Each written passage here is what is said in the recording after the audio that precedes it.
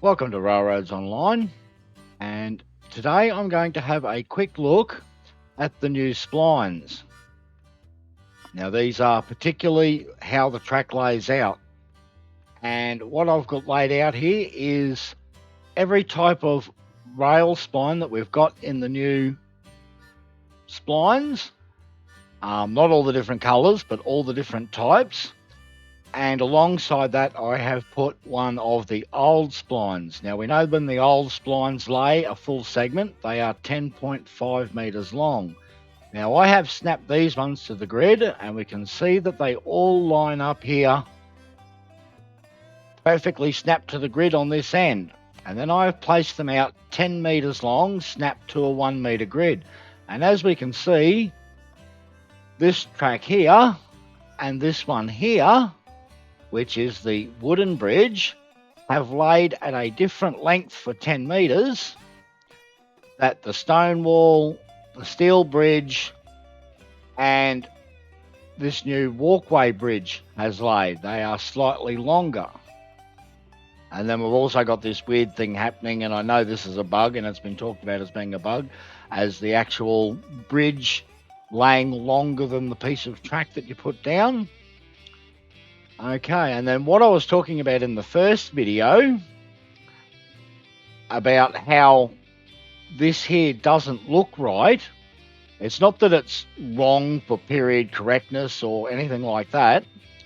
It's that when we look at this rail here with it being all jutted, and it looks like it's unkept ties that have been basically left unserviced for many years on groundwork that has eroded away from the edge of the ties. And then we come across and we look at what's on top of the stone wall. We've got nice perfect groundwork between the stone walls, and the difference between how wonky the ties are here versus how wonky the ties are on this, there is a mismatch. This does not match with this. Even though they are the same models, they are not generating the same amount of wonkiness in them. So it's a mismatch to go from one to the other. And then to make it even worse, we go from very wonky to not so wonky. And we come over to here to these ones that are made on the bridges, and we are looking at perfectly cut ties, perfectly cut edge rails with perfectly straight rails on them. And all of these have got nice, perfect straight rails on them, which if the ties were this wonky, the rails wouldn't be this straight, if we're talking about realism. And again, here with this bridge model, which is basically the same model as what's on here for the wood decking, everything is all perfectly straight cut timbers all the way through. And it is, again, the same on this bridge, with all the timbers being all nice and perfectly straight cut. And there is a mismatch in the texturing and the models between all the different rails, which are supposed to interconnect together. Well, that's a part on what's been put in the game, and it shouldn't have happened.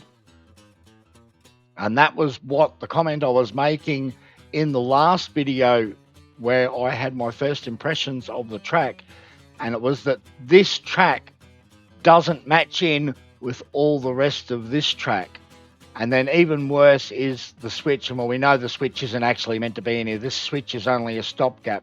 But the model that's used for this switch is a very low texture model. Hopefully this gets removed and we get our procedural switches eventually.